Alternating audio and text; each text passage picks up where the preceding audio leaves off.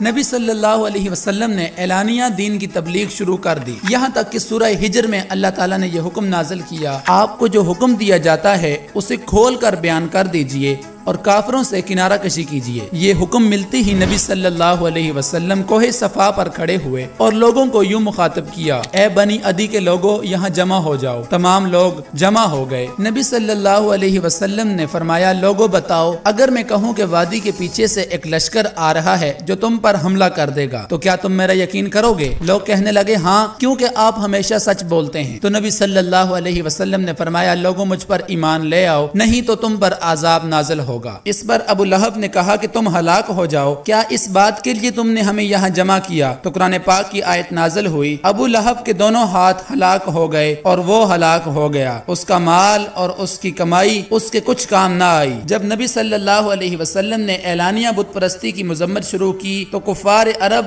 آگ بگولا ہونے لگے۔ وہ نبی صلی اللہ علیہ وسلم کے چچا حضرت ابو طالب کے پاس آئے اور کہنے لگے کہ آپ اپنے بھتیجے کو کہیں کہ وہ دین کی تبلیغ سے باز آ جائے، ورنہ تم ہماری مخالفت کا سامنا کرو۔ حضرت ابو طالب رضی اللہ عنہ نے حضور صلی اللہ علیہ وسلم کو بلا کر کہا، اے میرے بھتیجے، تیری قوم نے میرے پاس آ کر ایسا ایسا کہا ہے، تو اپنے اوپر اور مجھ پر رحم کرو۔ تو نبی صلی اللہ علیہ وسلم نے فرمایا، اے میرے چچا جان، اللہ کی قسم، اگر وہ سورج کو میرے دائیں ہاتھ اور چاند کو میرے بائیں ہاتھ پر رکھ دیں، میں پھر بھی دین کی تبلیغ کرتا رہوں گا یہاں تک کہ اس دنیا سے چلا جاؤں۔ اب یہاں سے اسلام کا ایک بہت خطرناک دور شروع ہوا جس میں کفار عرب مسلمانوں پر طرح طرح کے ظلم کرنے لگے اور انہوں نے مکہ کی زمین مسلمانوں پر تنگ کر دی۔ جب نبی صلی اللہ علیہ وسلم نے دیکھا کہ مسلمانوں کا مکہ میں رہنا مشکل ہو گیا تو آپ نے صحابہ کرام سے فرمایا کہ ملک حبشہ کا بادشاہ اپنے یہاں کسی پر ظلم نہیں ہونے دیتا، تم میں سے جو چاہے وہاں چلا جائے۔ اسی سال رجب کے مہینے میں 11 مرد اور 4 عورتیں ہجرت کر کے حبشہ چلے گئے، جن میں حضرت عثمان غنی رضی اللہ عنہ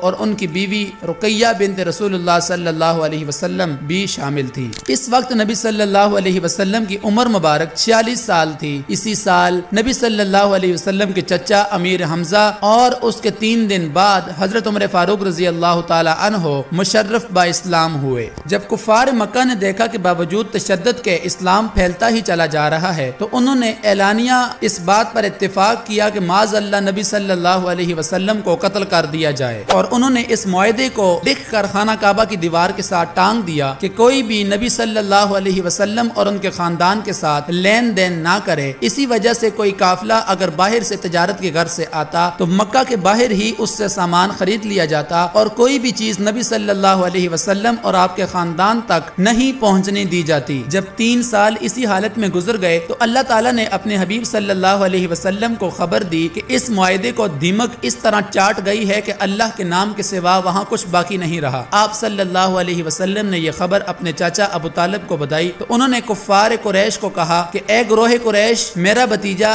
اس طرح کہہ رہا ہے، اگر یہ خبر سچی نکلی تو تم قطع رحمی سے باز آ جاؤ، اور اگر غلط نکلی تو میں اپنے بھتیجے کو تمہارے حوالے کر دوں گا۔ وہ اس بات پر راضی ہو گئے۔ جب معاہدے کو دیکھا گیا تو ویسا ہی پایا جیسے نبی صلی اللہ علیہ وسلم نے خبر دی تھی۔ اس وقت مجبوراً انہیں معاہدہ ختم کرنا پڑا اور نبی صلی اللہ علیہ وسلم شیب ابی طالب سے باہر تشریف لائے۔ جب حضور صلی اللہ علیہ وسلم کی عمر مبارک 50 سال ہوئی تو ابو طالب رضی اللہ عنہ نے وفات پائی اور اس کے 3 روز بعد ختیجۃ الکبریٰ رضی اللہ عنہا بھی انتقال فرما گئیں۔ اب کفار قریش رسول اللہ صلی اللہ علیہ وسلم کو ایذا پہنچانے میں اور بھی دلیر ہو گئے۔ ایک روز نبی صلی اللہ علیہ وسلم تشریف لے جا رہے تھے کہ ایک بدبخت شخص نے آپ کے سر میں خاک ڈال دی۔ آپ اسی حالت میں گھر تشریف لائے۔ آپ کی صاحبزادی حضرت فاطمہ رضی اللہ عنہا نے دیکھا تو پانی لے کر سر مبارک دھونے لگی اور روتی جاتی۔ آپ صلی اللہ علیہ وسلم نے فرمایا، اللہ تعالیٰ تیرے باپ کو بچا لے گا۔ اس سال کو عام الحزن یعنی غم کا سال کہا جاتا ہے۔ اس کے بعد نبی صلی اللہ علیہ وسلم نے طائف کی طرف ہجرت کی، جس پر انشاءاللہ کبھی تفصیل سے بات کریں گے۔ جب حضور صلی اللہ علیہ وسلم کی عمر مبارک 53 سال ہوئی تو اللہ تعالیٰ نے آپ کو مدینہ کی طرف ہجرت کرنے کا حکم ارشاد فرمایا۔ نبی صلی اللہ علیہ وسلم حضرت ابوبکر صدیق رضی اللہ عنہ کے ہمراہ مکہ سے مدینہ کی طرف ہجرت کر گئے۔ راستے میں آپ आपने मस्जिद कुबा की बुनियाद रखी। इसी तरह मदीना पहुंचकर मस्जिद नबवी की तामीर की, अज़वाज मुताहरात के लिए हुजरे तामीर करवाए, मुहाजिरीन के दरमियान भाईचारा कायम किया। जब हुजूर सल्लल्लाहु अलैहि वसल्लम की उम्र मुबारक 55 साल हुई तो अल्लाह ताला की तरफ से आपको अपना किबला तब्दील करने का हुक्म हुआ,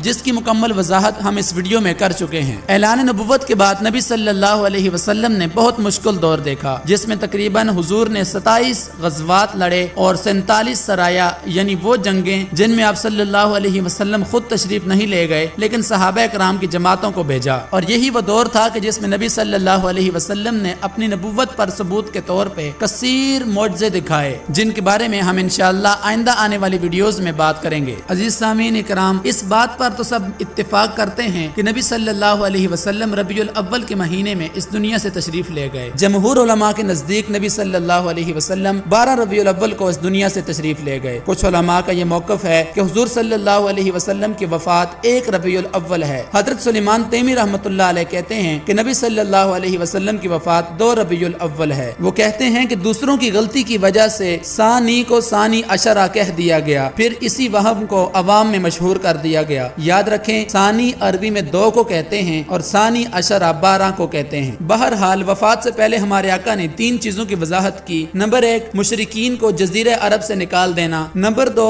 मलूक और उमरा जो तुम्हारे पास आए तो उनको इनाम दिया करना जैसे मैं दिया करता था। और तीसरी चीज, रावी भूल गए या नबी सल्लल्लाहु अलैहि वसल्लम ने इरशाद ही नहीं फरमाई। 63 बरस की उम्र में नबी सल्लल्लाहु अलैहि वसल्लम पीर के दिन इस दुनिया से तशरीफ ले गए। विसाल के बाद जमीन तारीक हो गई और सहाबा कराम सदमे से बेहाल हो गए। हजरत अली रजी अल्लाह अन्हु ने आपको गुस्ल दिया। हजरत अब्बास और फजल बिन अब्बास हुजूर सल्लल्लाहु अलैहि वसल्लम के पहलू बदलने में हजरत अली रजी अल्लाह अन्हु की मदद करते थे। उन्होंने अपने आंखों पर कपड़ा बांध रखा था। आप अलैहिस्सलाम के हुजरे अनवर में बगैर जमात के आपकी नमाज जनाजा पढ़ी गई। पहले मर्दों ने, फिर औरतों ने, फिर बच्चों ने और फिर गुलामों ने नमाज जनाजा पढ़ी। इसके बाद नबी सल्लल्लाहु अलैहि वसल्लम को बिल इत्तिफाक हुजरा शरीफ में जहां विसाल हुआ था दफन कर दिया गया। हुजूर सल्लल्लाहु अलैहि वसल्लम ने बतौर मिरास कुछ नहीं छोड़ा था। जो कुछ आपने छोड़ा वो सदका वक्फ कर दिया गया। यहाँ पर हमने आपके सामने नबी सल्लल्लाहु अलैहि वसल्लम के मुबारक बुढ़ापे के बारे में चंद एक बातें जिक्र की। इंशाअल्लाह आने वाले वक्त में हम तफसील के साथ इन वाकयात को आपके सामने लाएंगे। आज की वीडियो के बारे में आपकी क्या राय है कमेंट बॉक्स में लाजमी बताएं और चैनल को सब्सक्राइब कर लें।